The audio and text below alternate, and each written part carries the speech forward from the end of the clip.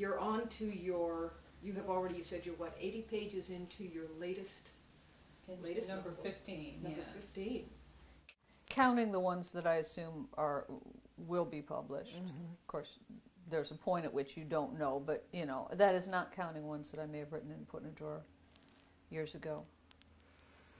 I couldn't even begin to estimate how many novels I've written if we're really counting ones that just didn't go anywhere. Was the writer's soul something that came through early in life for you, or did it require life experience for the writer's soul to suddenly say, "Hi, Catherine"? Well, that's a hard question to answer because it depends on whether the writer's soul is the inclination to do the work or the courage to do the work. All of the above. All of the above. Well, I didn't really start writing seriously and finishing things and getting published till I was in my 30s. But there's no doubt that I wrote even when I was a child, and people mentioned that I had some talent for that, which I might not have taken that seriously at the time. And when I was a sophomore in high school, that's when I figured out that that's what I wanted to do. So that kind of suggests that, you know, whatever it is you're referring to that is a writer about me and that always was there to begin with. I also have to point to the fact that my mother was a writer, and that out of two siblings, two siblings and myself, all three of us are or were to some degree writers. So you've either got some nature or some nurture or something, but I came by it honestly in any case. But, you know, there's that scary paycheck gap thing that I always refer to as sort of my excuse why I didn't get on it sooner.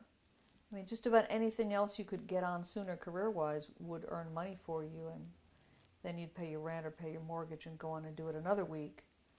But it's a little frightening standing on the edge of the cliff thinking, 7 to 10 years to break even at this. I think I'll jump. Mm-hmm.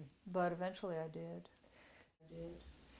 How many years from the time you first submitted your first, and we'll let the short stories go for a minute. Let's just go with the novels, because those are what I have read. People have gotten out of the habit of short stories. I just love your long form, it what they seems call. a shame. And it's interesting because I don't really have a way of keeping track of who's downloading them and who's listening to them. But I'm not getting any comments to suggest that people are just out there eating them up. Now, if I said to people, I'm giving away a new novel, all you have to do is go out to my website and take it, they'd be like, really? A free novel? I'm doing the same thing with short stories, and I'm just not hearing any kind of like, what a good thing. I'll tell you what, I will try again, and maybe you will grace me with the pleasure of another conversation with you after I've about short stories. About short stories. I would like that. Okay, it's a deal. Nobody ever talks about short stories. Well, we will talk. I will read them. They still exist. I understand. We will get back to that. Back to my. Yes, I haven't completely lost it. You know, I'm en route, but thank you. How old were you when you started writing when you were a little kid? Yeah, but. And then you kind of jumped in with the novel in your 30s. How old were you when you realized that what you do, you could get paid for? Oh, I'm still not sure of that. Oh, come on. Come on. I still haven't entirely decided whether you can make a living doing this. I have been for about the last, I'm not sure how long, 12 or 13 years, but I'm still not sure that that's always possible. I don't think that was the moment. I don't think it was the moment when I decided I could get paid for it. I think it was the moment when I decided that that was what I wanted to do, whether I got paid for it or not. So there was no plan B.